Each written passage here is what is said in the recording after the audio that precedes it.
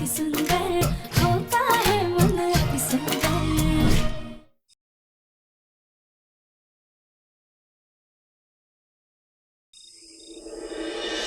ये राधिका मां नहीं बन सकती थी और इस वजह से ये गौरी को इस घर में लेकर आई और गौरी के चक्कर में ये जो चमक नैनी बनकर इस घर में आई।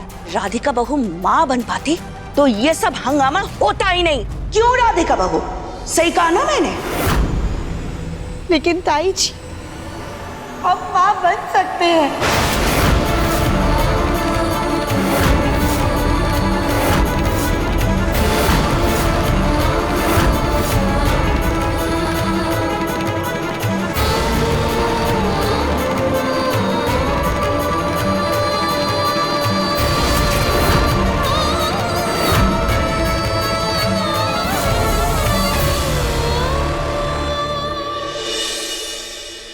राधिका, क्या बकवास कर रही हो तुम? पंडित जी की बात भूल गई? माँ जी, वो पंडित जी ढोंगी थे। क्या बात कर रहे हैं आप लोग? कौन पंडित? जो आपकी और चमक की सगाई कराने के लिए घर पे आए। हाँ। वो पहले भी आपकी गैर हाजिरी में घर आ चुके हैं। मुझे झूठी भविष्यवाणी करने के लिए तुम्हारे घर से ही किसी ने कहा था। लेकिन राधिका, तुम्हारी रिपोर्ट भी तो हमने करवाई थी, उसमें तो साफ साफ लिखा हुआ था ना कि तुम। वो रिपोर्ट नकली थी। उन पंडित जी की बात से माँ जी इतना ज्यादा डर गई थी, इसलिए उन्होंने आपको नकली रिपोर्ट दिखाई।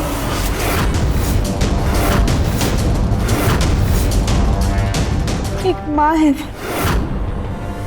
और एक माँ कभी भी ऐसा नहीं चाहेगी कि किसी भी वजह से उसकी संतान पे किसी भी तरह का संकट आए, फिर चाहे वो वजह संतान की संतान क्यों ना हो।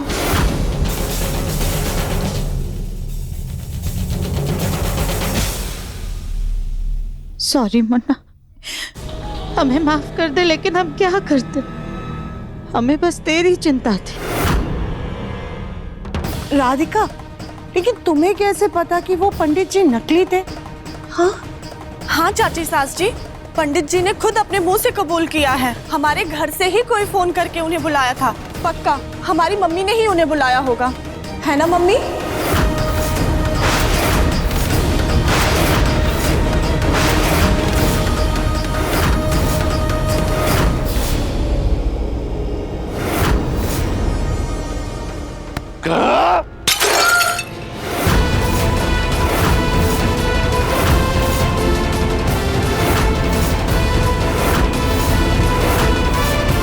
इतने झूठ, इतने फरेब जिसकी कोई हद नहीं है। हमारे हंसते खेलते परिवार की सारी खुशी उजाड़ के रख दी आपने। आपको सिर्फ और सिर्फ अपनी बेटी की खुशियां दिखाई दी, लेकिन किसी और की बेटी की जिंदगी बर्बाद करके रख दी आपने। उसका क्या? उसके मन में जिंदगी भर के लिए आपने डर बिठा दिया कि वो मां नहीं बन सकती। उस बेचारी को जबरदस्ती पागलखाने भिजवा दिया आपने। दिव्या बेटा, हमें माफ कर देना। कोई माफी नहीं मिलेगी आपको। पर इस सब में और भी कोई शामिल है।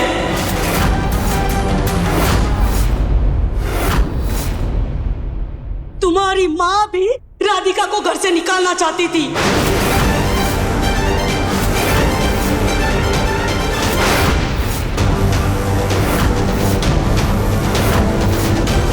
सुजाता,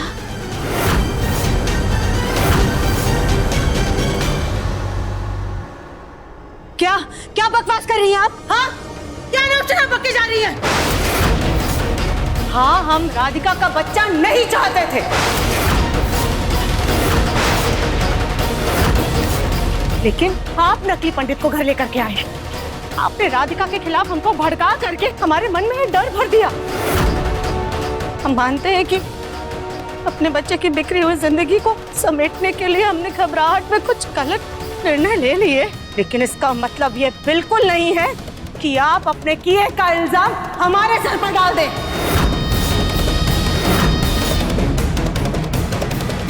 प्लीज फूल आंटी, आप पहले ही हमारे परिवार में बहुत दरारें डाल चुकी, अब और झूठ बोलकर हमारे मन में गलतफहमी का बीज मत बोइए, क्योंकि अब हम आपके धोखे और फरेब में नहीं फंसने वाले हैं। इस वक्त चुप रहने में ही भलाई है, ताकि कली पर कुछ आँच ना आए और सुजाता ही अगली बार हमारा वापस आने का जरिया बनेगी। मैं तो कहता हूँ चमक के साथ इन्हें भी पुलिस के हवाले करना चाहिए। मैं भी पुलिस को फोन करता हूँ। हाँ हाँ देवर जी, हाँ।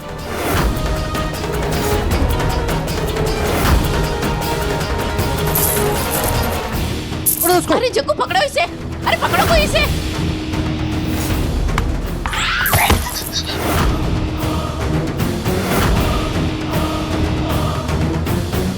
बचकर कहाँ भाग रही हो? चट्टी कहेगी तो पूरी जिंदगी जेल में चक्की पीसना।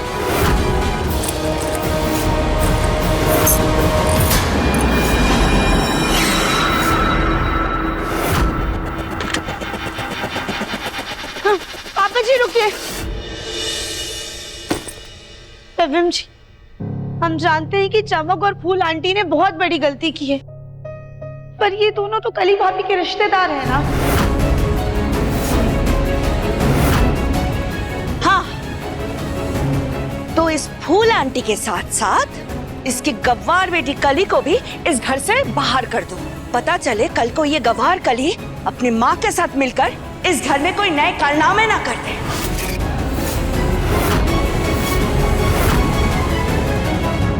माँ आप ये उधर ही रुक जा।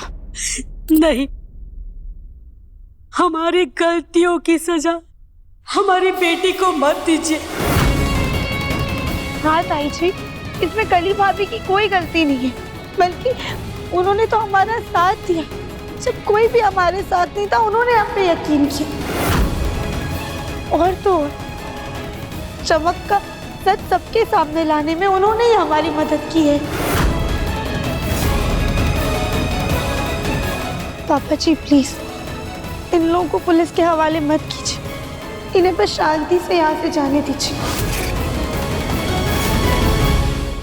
देखा आपने इसके साथ इतना बुरा किया, फिर भी ये चाहती कि आपको जेल ना भेजा जाए।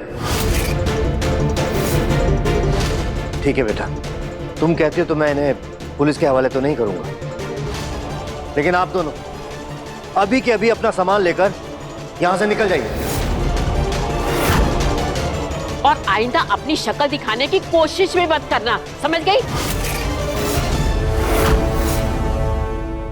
और एक बात अच्छे से याद रखिएगा, आपको ये माफी भी राधिका की वजह से मिल रही है, जिसको आप लोगों ने इतना परेशान किया है।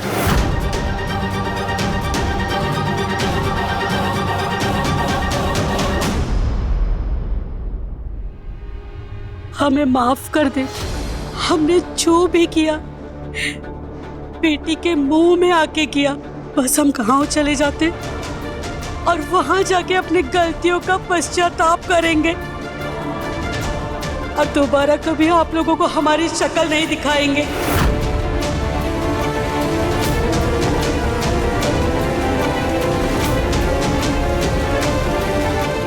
बेटा, हमेशा खुश रहना।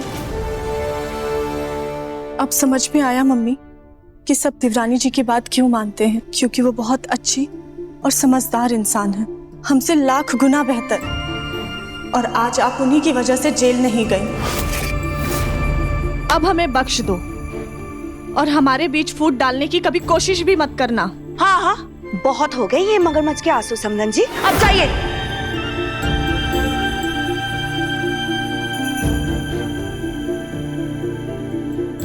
राधिका बेटा, तुम्हारे साथ बहुत गलत हुआ है। हमने तुम्हारी किसी बात पर विश्वास नहीं किया। हो सके तो हमें माफ कर देना बेटा। माफ कर। नहीं दादी, आप अभी क्या कर रही हैं? इसमें आपकी कोई गलती नहीं है। नहीं बेटा, हम सब तुम्हारे गुनहगार हैं। अपने परिवार को माफ नहीं करोगी? पापा जी प्लीज। सुजाता, तुम्हें कुछ नहीं कहना? सॉरी राधिका बेटा, हमें माफ कर दो। आप लोग प्लीज ऐसे माफी मांग के हमें शर्मिंदा मत कीजिए। बस भोलेनाथ को शुक्रिया कहिए कि सारा सच सबके सामने आ गया।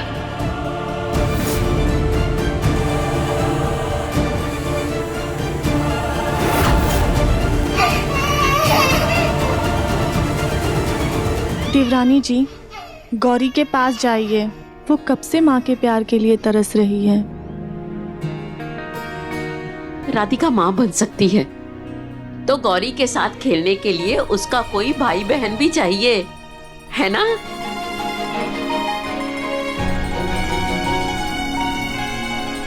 अब गौरी रोरी दादी हम आते हैं। हाँ, जाओ जाओ।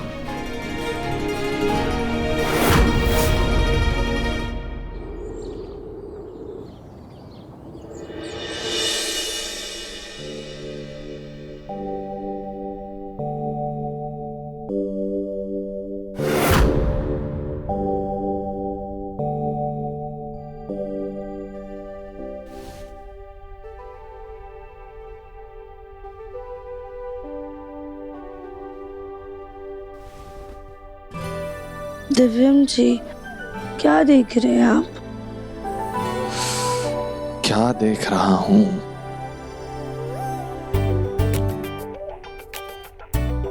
देख रहा हूं कि सुकून कैसा होता है। मतलब? आंखें बंद करना।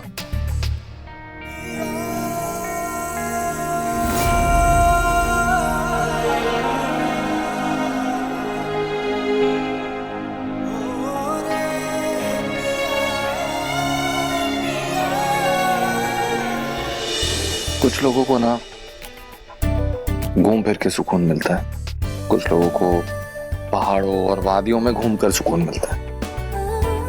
मेरा जो सुकून है वो मेरी आंखों के सामने है।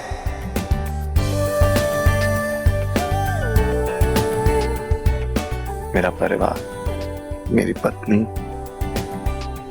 मेरी बेटी मेरा सुकून है। दिव्यम जी, जैसे हम आपका सुकून है, वैसे ही आप हमारी तसल्ली है।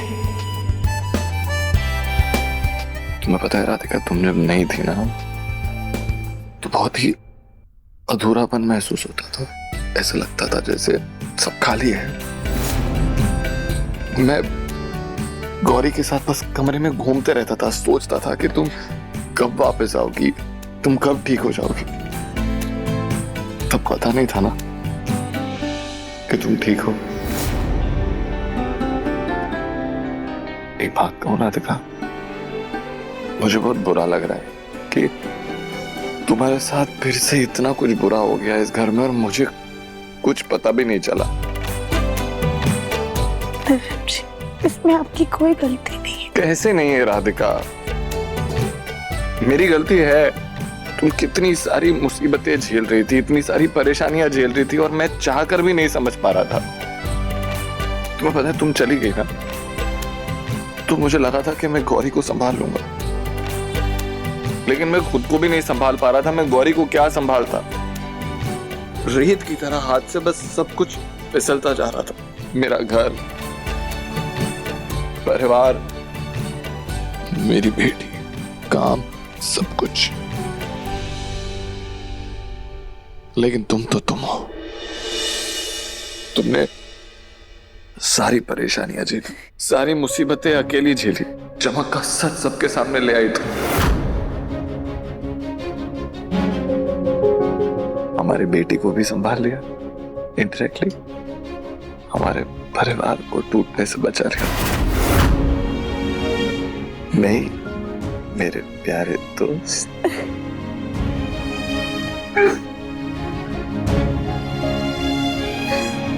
देखा आपने, गौरी ने सबसे पहले पापा कहा।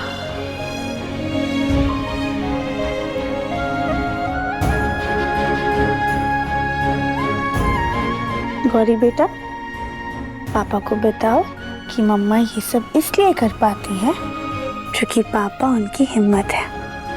अच्छा,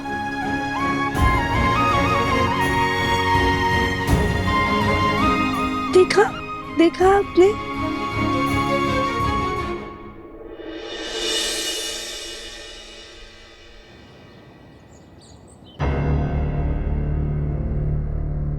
सुजाता, तुम आज की आरती नहीं करोगी।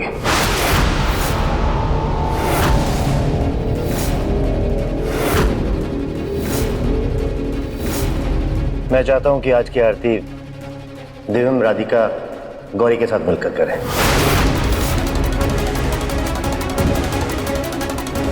ये आप क्या कह रहे हैं मुन्ना के पापा? गौरी आरती कैसे कर सकती है? ना उसके खानदान का पता है, ना परिवार का, ना ही माँ बाप का। माँ जी, आप ही कुछ समझाइए इन्हें। माँ, अब जब दिव्यम और राधिका ने उसे अपनी बेटी मान लिया है तो हमें भी जिद छोड़ देनी चाहिए, उसे अपनी पोती मान लेना चाहिए। हाँ जग्गू, तुम बिल्कुल सही कह रहे हो। कब से मैं भी तुम्हें यही कहना चाह रही थी।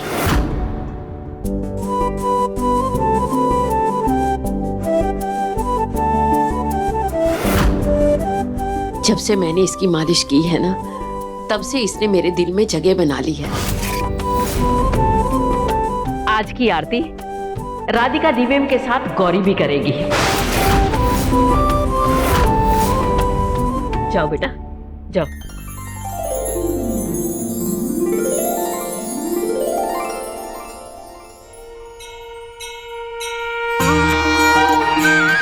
जय करो, जय जय। ओम जय शिव ओंकारा, प्रभु हर शिव ओंकारा, ब्रह्मा विष्णु सदा शिव अर्धांगी धारा। ओम जय हर हर महादेव, हर हर महादेव।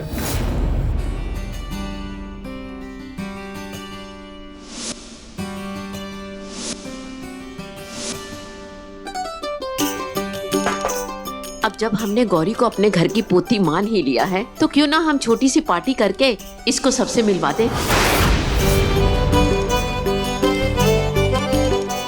बिल्कुल माँ, इसी बहाने गौरी का सबसे परिचय भी हो जाएगा और उसका वेलकम भी हो जाएगा। इस पार्टी की तैयारी हम खुद करेंगे। जग्गू, इधर आओ। तुम और दिव्यम, तुम अपने पहचान वाले जितने भी हैं ना, सबको न्योता भिजवा दो। ठीक है।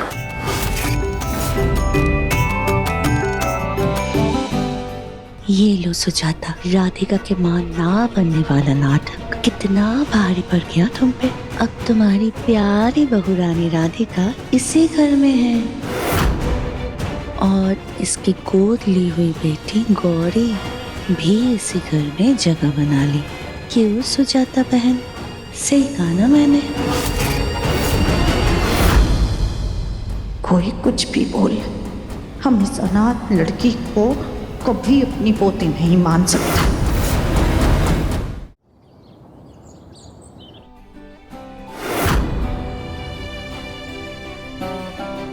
अरे वाह बेटा, अब आप लग रहे हो ना बिल्कुल बेबी डॉल। गौरी बेटा, अब आप ना ये लो, खिलौनों के साथ खेलो। मम्मा फौरन रेडी होकर आती है।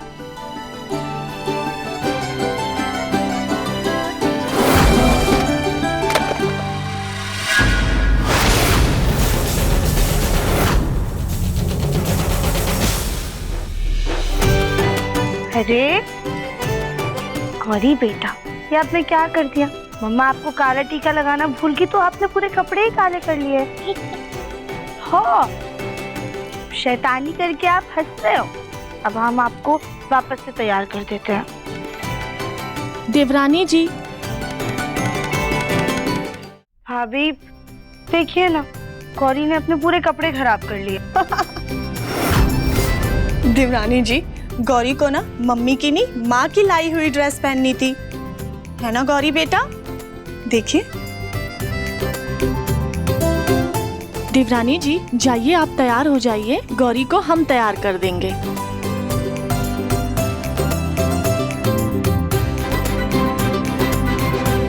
चलो गौरी बेटा, आज आपको माँ तैयार करेगी।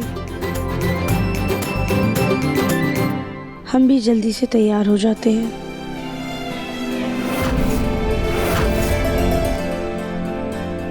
गौरी को तो उसकी नई ड्रेस मिल गई, हम क्या पहने?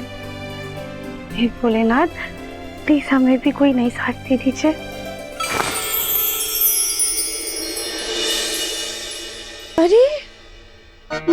भोलेनाथ ने हमें नई साड़ी दे दी।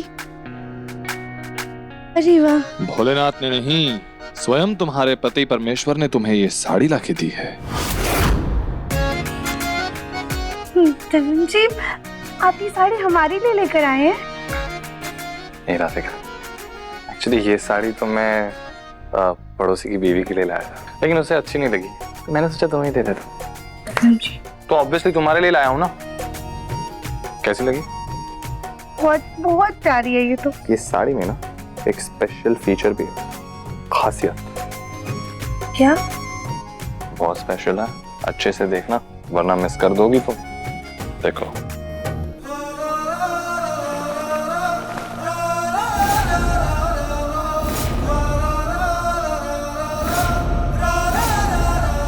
राधिका, तुम्हें पता है इस साड़ी के अंदर छुपकर हम लोग बहुत सारा रोमांस कर सकते हैं।